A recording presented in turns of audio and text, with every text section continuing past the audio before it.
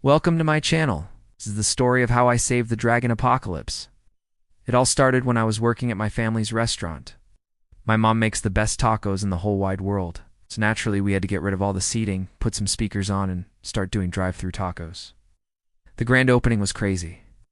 Every single car in line wanted to order a taco, and none of them wanted to leave without it. But one customer stood out among the rest. He had horns, he had wings, and he had a tail. He was also breathing a little bit heavy, which made me think he might be from Jersey. But this guy didn't want any tacos. Wanted to know if I could make him an entire fiesta, not just any fiesta. A fiesta that would unite his people and put an end to the dragon apocalypse. I said, whoa, buddy. We're a small-town taco shop, not an international catering service.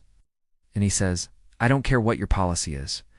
I have a dragon-sized pile of gold, and I am willing to pay double if you can bring the party to me by sundown. I looked at the clock. It was almost noon. I thought about how much money we could make. Then I looked back at the dragon. I said, yeah, we got a deal. I didn't realize until later that when dragons shake hands, they breathe fire. But hey, you live and you learn. So I went home. I called my parents. I told them about the gig, and they said yes, because they love making tacos more than they love each other. So we packed up the car and we headed over to the dragon's house. On the way, I asked him about his party. How many guests should I plan for? Is there anything specific the dragons like? Or maybe something they really don't like? And he said, yeah, you'll need a lot of food. Like a lot of food. And try not to bring any spicy salsa. I said, what kind of party would be complete without spicy salsa? He said, all of them. And then he took off. So I decided to take matters into my own hands. I stopped by the grocery store and bought everything that rhymes with quack. You know, quack, crack, quack, snack, quack. The plan was to turn these ingredients into something special, something so delicious it would stop the dragons from going extinct. When we arrived, the backyard was massive. There were already tons of dragon cars parked there. There was a bounce house shaped like a sheep, a piñata shaped like a cow, and a dragon-sized pile of gold. My dad said, holy cow, you weren't kidding. This place is huge. The dragon came over. He saw what we brought and he said, holy crap, you weren't kidding. Brought a crap ton of stuff. Then he disappeared inside. Soon enough, the first guest arrived. He was friendly, he was handsome, and he reminded me of Nick Jonas, except he also had wings. And before I could say, would you like some tacos? He already knew exactly what he wanted. He wanted for shrimp tacos with cheese, beans, lettuce, tomatoes, onions, cilantro, lime, a side of rice and beans.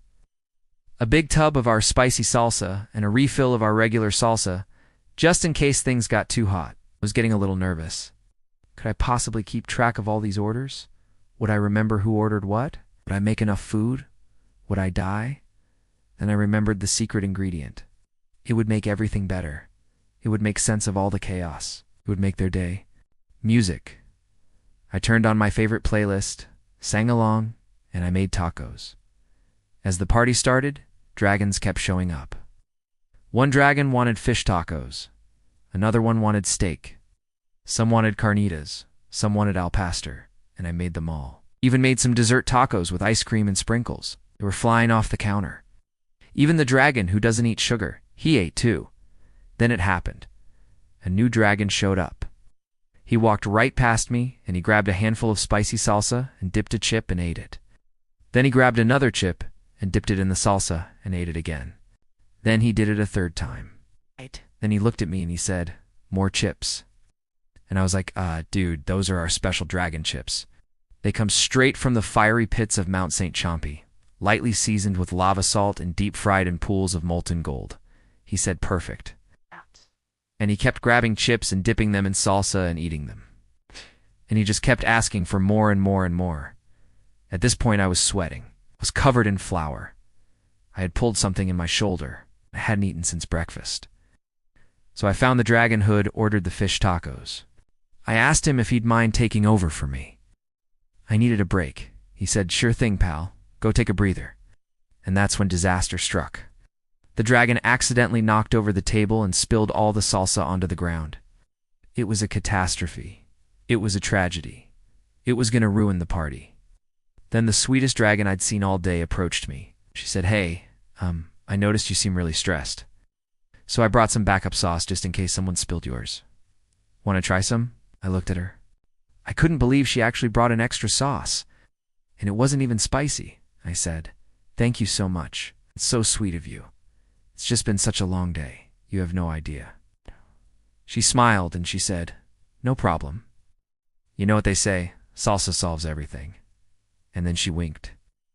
I have no idea what she meant by that, but I appreciated the sentiment. I mean, hey, now we had 2 sauces, so things couldn't be that bad. Just then, the original dragon came running out of the house. He was panicked. He was flabbergasted. He looked at the spilled salsa, and he started screaming. It was supposed to be a surprise. "How did you know I hate spicy salsa?"